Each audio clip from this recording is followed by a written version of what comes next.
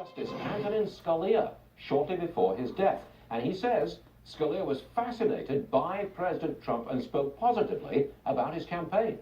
Joining us, Brian Garner, author of the book Nino and Me, My Unusual Friendship with Justice Antonin Scalia. Brian, what did Scalia find so fascinating about Trump? Well, with early candidate Trump, I think he was interested in the fact that we had a candidate who was unscripted, who was not micromanaged in his every utterance by handlers, whose opinions were not focus grouped and polled endlessly. He liked that. Justice Scalia was a huge constitutionalist. He believed in the Constitution as written.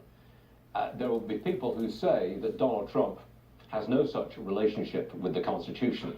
What did the justice make of that?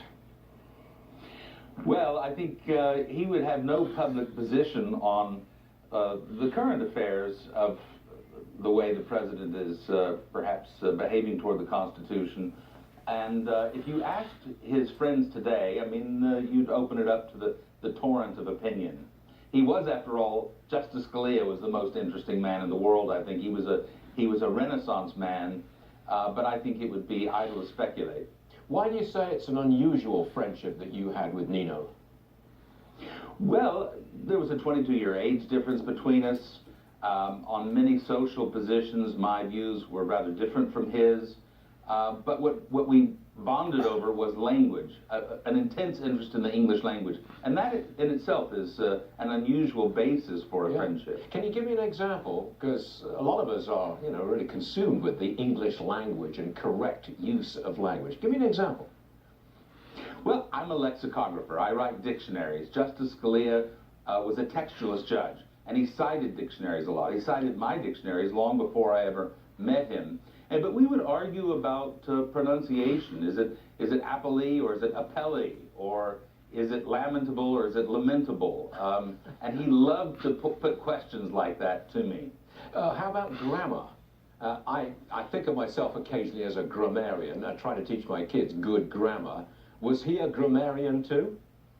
Absolutely. It was something that we shared.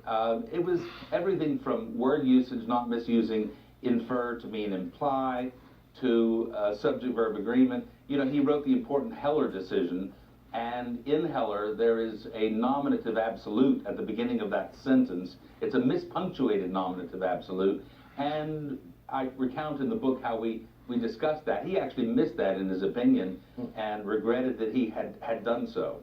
Since you write dictionaries, may I ask the following question? Is there such a word as impactful?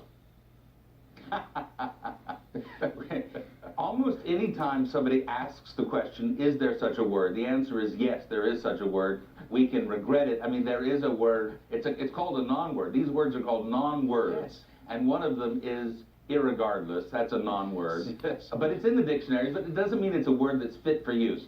Impactful, I'm afraid 25 years from now, nobody will have any adverse reaction to that impactful, but you and I today don't like it. I'm appalled by it. I never, ever use it. Okay, what's wrong with the following sentence? My mother told me to quickly run to the store. Well, it's the split infinitive, yes, of course. Exactly. It's a split infinitive. But Fowler in England, Fowler was approving of split infinitive sometimes, even in 1926. So there's no absolute prohibition against split infinitives, but the one you just cited is easily avoided. My mother told me to go to the store quickly. That would probably be a better way of doing it. Have you read the book? I can't remember the correct name of the book or the title, but it's about the madman confined to an institution who actually wrote a good deal of the Oxford English Dictionary. You read the book? Yes. Yes, it's called The Professor and the Madman. His name was Dr. Minor. Yes. And he contributed a great many entries to the Oxford English Dictionary from an insane asylum, Broadmoor, in England. Yeah. Well, we're glad to have you on the show, sir, and it's a treat to have a grammarian on the program who agrees with me. That's just stunning. And I like that. I'm going to read the book, Nino and Me, My Unusual Friendship with Justice Antonin Scalia.